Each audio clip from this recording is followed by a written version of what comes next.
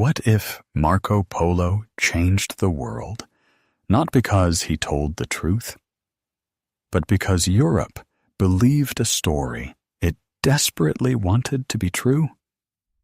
A dying merchant, a prison book, and one dream of Asia would later help send ships across the Atlantic. The year is 1324.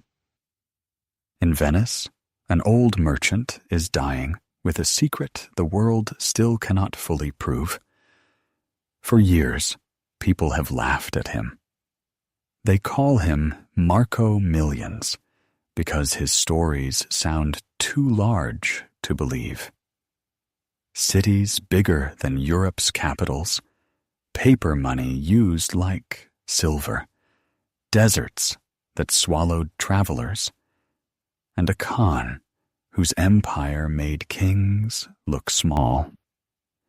A priest asks him to confess before death, to admit that he exaggerated, to clear his soul of impossible numbers, golden palaces, and strange lands no Venetian could imagine. But Marco Polo does not take it back. He says he has not told even half of what he saw. That sentence is more than a deathbed answer. It is a challenge. Because the real mystery is not only whether Marco Polo told the truth, it is why Europe needed his story so badly that it changed what men were willing to risk. Welcome to English Mindwave. Before this journey begins, please subscribe to support the channel and help us create more deep stories for learning English through history. A careful storyteller of trade, power, and world history would not see Marco Polo as just an explorer. He would see him as a messenger carrying something more dangerous than treasure. Information, shaped by memory, rumor, and ambition, but powerful enough to move through Europe like fire. Because sometimes history is not changed only by what can be proven. Sometimes history is changed by what people believe. To understand why that belief became so powerful, the story has to return to the city that trained Marco Polo to look east before he ever left home. In the 13th century, Venice was not simply a beautiful city of canals. It was a machine of trade. Italy did not exist yet as one nation, and Venice stood apart as a maritime republic built on water, ships, contracts, and nerve. Other medieval powers measured strength in castles and armies. Venice measured it in routes. Its merchants moved across the Mediterranean toward Constantinople, Alexandria, Acre, the Black Sea, and the distant markets beyond them. Silk, spices, grain, glass, gold, and precious stones passed through their hands. But the most valuable thing Venice traded was not always something a person could touch. It was information. A rumor about a closed port could save a fortune. News of a war could destroy one. The death of a ruler, a new tax, a safe road, the price of pepper, these things mattered. In Venice, stories were not just entertainment. They were survival. This was the world that formed Marco Polo. He was born around 1254 into a family of merchants. His father, Niccolò, and his uncle, Maffeo, belonged to the dangerous world of long-distance commerce, where a journey could last years and a mistake could cost a life. When Marco was still young, his father left for the East and did not return for nearly a decade. That absence must have shaped him. A child in Venice learned early that the sea could bring wealth, but it could also take people away. So Marco did not grow up in a quiet, closed world. He grew up among languages, accounts, sailors, merchants, waiting families, and impossible stories that might contain useful truth. That is why his later book mattered. He did not describe Asia like a monk searching only for souls. He described it like a Venetian searching for systems, roads, markets, money, goods, and power. But Venice could teach Marco how to read the world. It could not open the road by itself. For that, history needed a force far larger, more brutal, and more connected than any merchant republic. That force was the Mongol Empire, and a storyteller who cares about politics and trade cannot see Marco Polo's journey as a simple adventure.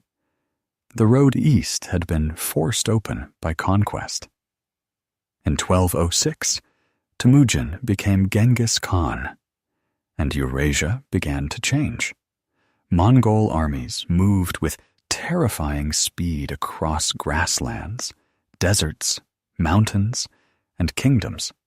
Cities that resisted could be destroyed. The empire was built with violence, and that truth cannot be softened. But history is often uncomfortable because the same power that destroys can also connect. After the conquests, Mongol rule created something rare, a massive zone where merchants and envoys could move across distances once broken by rival powers. This was the Pax Mongolica, the Mongol peace. It was not gentle, and it was not innocent, but for trade, it was revolutionary. Roads were watched, bandits were punished, passports protected travelers, relay stations offered food and fresh horses. Messages crossed the empire faster than Europe could manage. The route from the Black Sea toward Central Asia and China became dangerous, yes, but possible. Marco's father and uncle understood this before most Europeans did. Niccolo and Maffeo moved deeper into Mongol territory after war blocked their return home. They reached Bukhara and eventually followed an invitation to the court of Kublai Khan, grandson of Genghis Khan and ruler of Yuan China. When they returned to Venice, they carried more than stories. They carried proof that the world had opened for a brief moment. And when they left it again, they brought 17-year-old Marco. He was not walking into a fantasy. He was entering a political system built by empire, fear, order, ambition, and trade. According to Marco Polo's account, the Polos reached Kublai Khan's world around 1275. By then, Marco was no longer just a Venetian teenager. He had crossed deserts, mountains, kingdoms, languages, and religions. He had seen enough to understand that Europe was not the center of the world. Then he entered a court whose scale must have felt almost unreal. Kublai Khan rules Yuan China, where Mongol Mongol power sat on top of one of the most sophisticated civilizations on Earth. And Marco later described huge cities, busy markets, imperial roads, paper money, coal, taxation, canals, postal stations, and a ruler who could move people and resources across distances Europe could barely imagine. To a listener interested in economics and political history, these details matter more than golden palaces. Marco was describing systems, how an empire moves messages, collects revenue, protects trade, manages distance, and turns authority into daily life. That was the true shock. Europe was not only hearing about strange animals and distant customs, it was hearing that another part of the world had built something larger, richer, and more organized.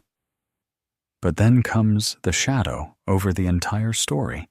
If Marco served Kublai Khan for years, why do Chinese records not clearly mention him?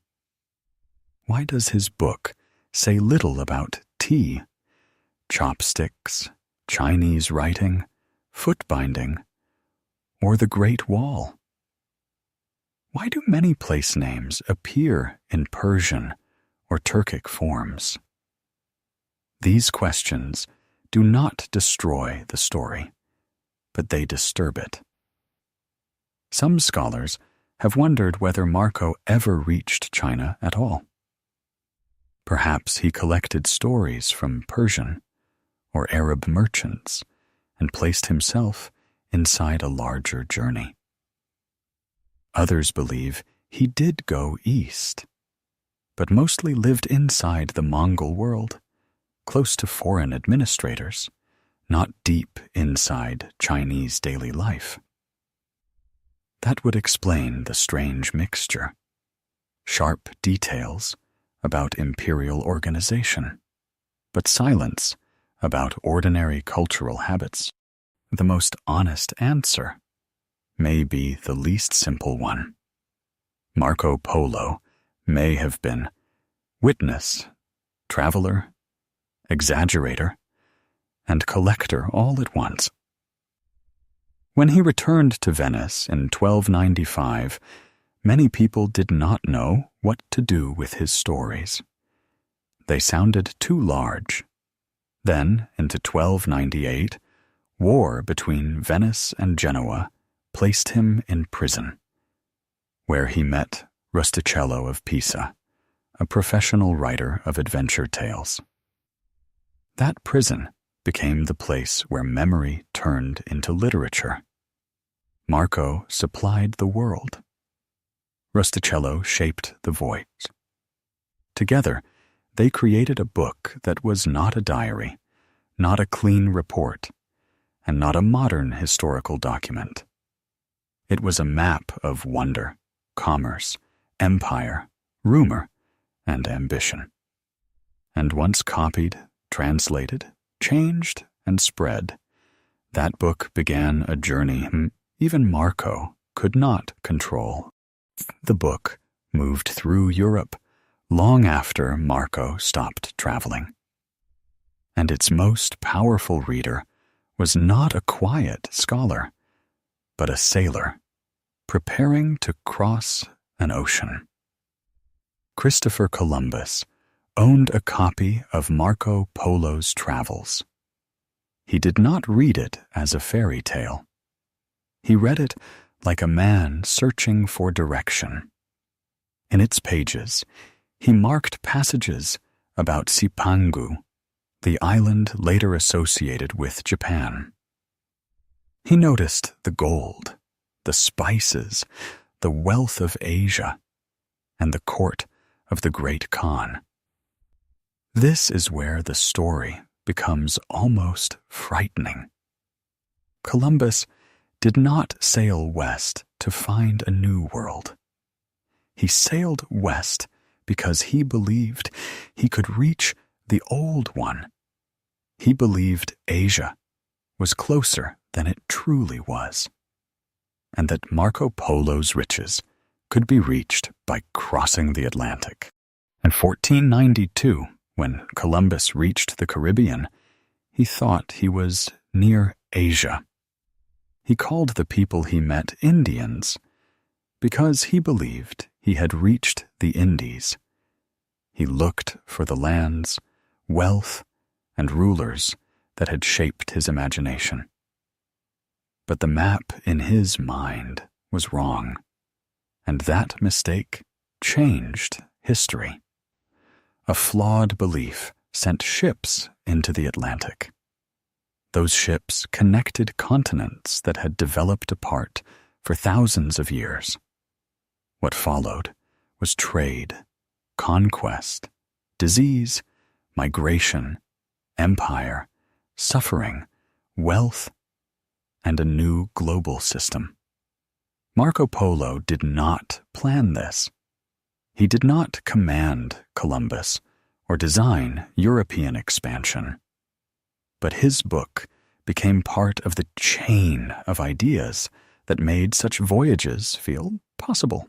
That is the lesson this storyteller cannot ignore. Information is never just information. A story can become a map. A map can become a voyage. A voyage can become a new world order. Marco Polo's story leaves a strange truth. History is not shaped only by what happened. It is also shaped by what people believed happened. His book made Asia feel reachable. It gave people a picture of wealth beyond Europe's familiar edge. Eventually, that picture helped push ships across the ocean. A story does not need to be perfect to become powerful. The danger is that people often act not on reality itself, but on the version of reality they carry inside their minds. This matters today more than ever. In modern life, people are surrounded by stories, news, social media, advertisements, political messages, business advice, and personal dreams. Some stories inspire growth. Some mislead. Some open the mind. Some quietly control it. The lesson is not to stop believing in stories. Human beings need stories to understand the world. The lesson is to examine them carefully. Ask where they came from, who benefits, and what they make people want to do. Because the stories people believe can become the choices they make. And those choices can become the future they live in. So here is a simple question. Do you think Marco Polo was more important as a traveler or as a storyteller? Please share your thoughts in the comments so everyone can learn from different opinions. And if you enjoy deep stories like this, please subscribe to English Mindwave to support the channel and help us keep creating more meaningful content.